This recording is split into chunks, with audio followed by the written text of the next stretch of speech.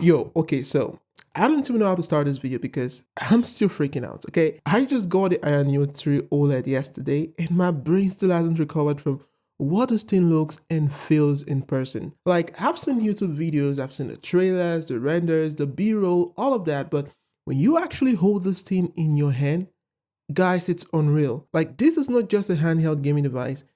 It's an experience. It's a freaking statement. So today, I'm just going to share with you guys my first impression. Not benchmarks or performance test yet, just how this thing feels. And spoiler alert, I haven't been so excited about the device in a long time. Okay, so a few months ago, I saw the Ayaneo 3 OLED. Immediately, I would say I was hooked. The selling point was the modular controls.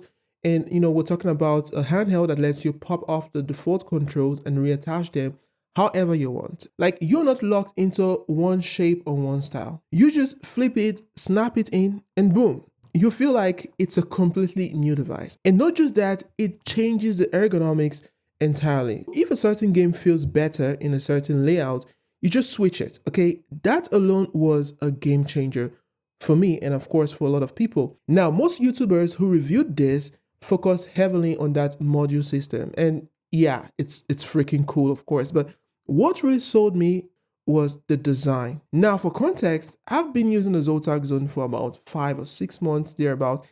And the reason I held on to it for that long is the AMOLED 120Hz display with up to 800 nits of brightness. Like I'm telling you, like right now, okay, once you go OLED or AMOLED, you can't go back.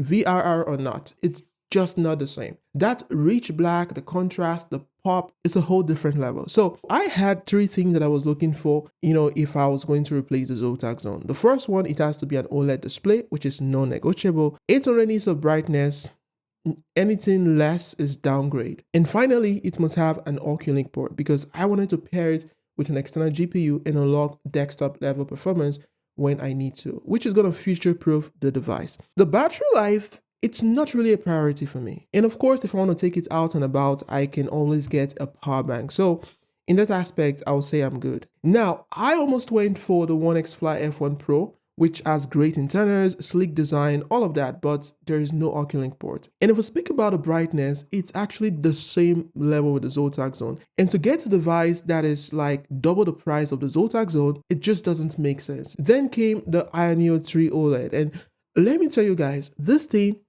checks all the boxes and more. And I don't say this lightly, like these exceeded all my expectations. Okay, let's talk visuals, okay? The Ayaneo 3 OLED is gorgeous. If Apple made a gaming handheld, this is what it would look like. Except for the buttons and, the modules, the entire front is one seamless sheet of glass. And the way the display is embedded inside, it's just pure elegance. And then again, you have the front-facing speakers. And oh my goodness, like, these speakers have no right sounding this good. Like, I literally stopped and said out loud that there's no way this is coming from a handheld. Like, it's already the best audio that I've heard on any handheld, like period. It's not even open for a debate. Now, let's go back to the star of the show, which is the control, okay? The modules feels premium, like premium. And they added this texture on the thumbsticks that looks really beautiful. And then you've got that subtle RGB glow underneath. Like, it's just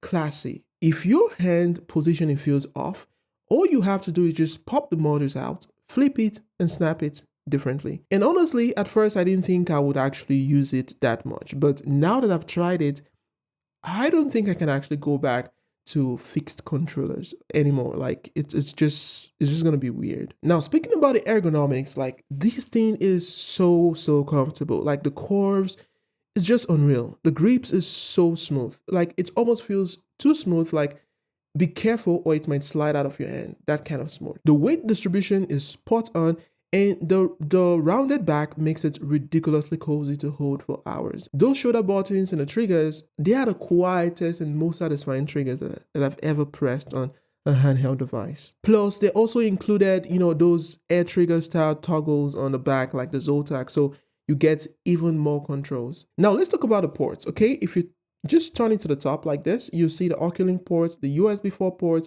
the fingerprint reader, and on the bottom, another USB 4 ports, you see the micro SD card slot, and a dedicated button to eject the modules or switch their functions. Like, this thing is loaded, and I haven't even gotten to the internals yet, just so you know. Now, the one I actually bought, this one right here, actually comes with 32 gigs of RAM, 1 terabyte of SSD, and the latest HX 370 GPU and 890 MI GPU, and a 50 watt hour battery, which I'll test more later. Okay, I'm actually saving the gaming test, the thermals, the battery life, and the eGPU pairing, all of that for another video. So if you're not subscribed yet, now is the time. But as far as the impressions go, guys, this feels like the Steam Deck OLED in 2028. It looked that good. Like, it feels that premium, and it's absolutely the one to beat right now. And even the packaging of the device is so sleek. Like, you get a carrying case that's compact and clean. It fits easily in a backpack, and you also get a charger and some stickers too if you're into that vibe. So yeah,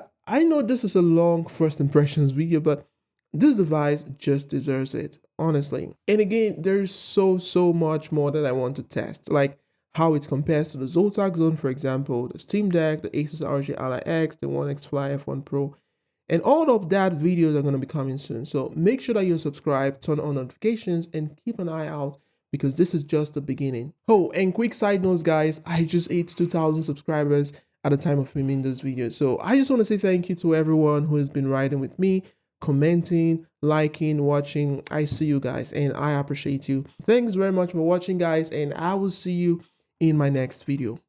Peace.